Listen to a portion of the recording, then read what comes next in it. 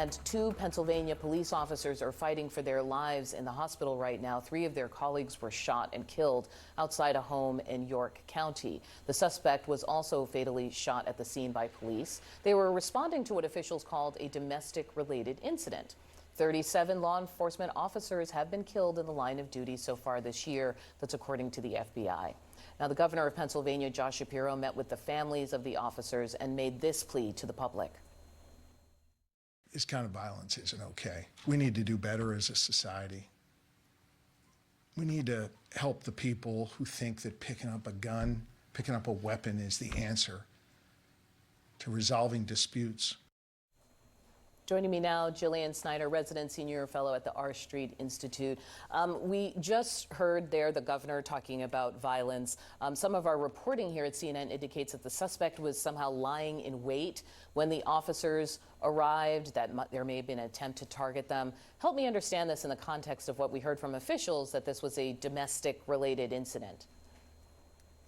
Good morning. So when you have a domestic related incident, generally that means that there was some form of relationship between both the suspect and the victim. Whether they were married, they were dating, they had any intimate partner relationship, law enforcement would automatically designate that domestic because that actually requires additional reporting if you go to a call for service there. If there was ever an assault, you would do not only a complaint report, but you would also file in most states a domestic incident report. In this situation, what we're hearing is there was previous relationship between the gunman and the woman who lived in that home, and then she reported to see him in the cornfields outside the home on Tuesday, prompting her to call 911. These officers were now going to issue an arrest warrant and an order of protection.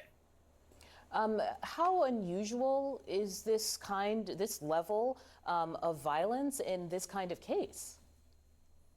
Domestic violence calls are by nature very emotional and they can often go volatile. I know when I was a police officer, domestic calls are one of the things that you can't often prepare for because you don't know what you're walking into. Was there violence? Was there just a verbal dispute? What is the headset and mindset of both the victim and the suspect? So police officers generally go there on higher alert because they're not often knowing what they're going to see.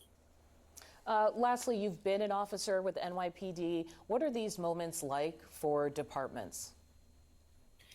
So obviously, officers across the country, we feel when an officer is killed or injured in the line of duty, we all feel it, and community members should feel it as well because officers go out there every day and risk their lives to protect the public.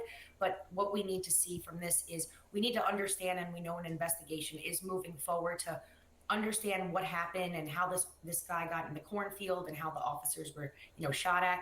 But we need to focus on officer wellness, officer resources, officer training. We need to provide departments with units that specialize in this. And that's something that the NYPD always had. When I was assigned to execute a warrant, an arrest warrant or search warrant, we were always with emergency services units who would take the door so that we were behind them, protected and shielded so that we can go in and do our job. And we need to focus on that right now. Jillian Snider, thank you for your insight. Appreciate it.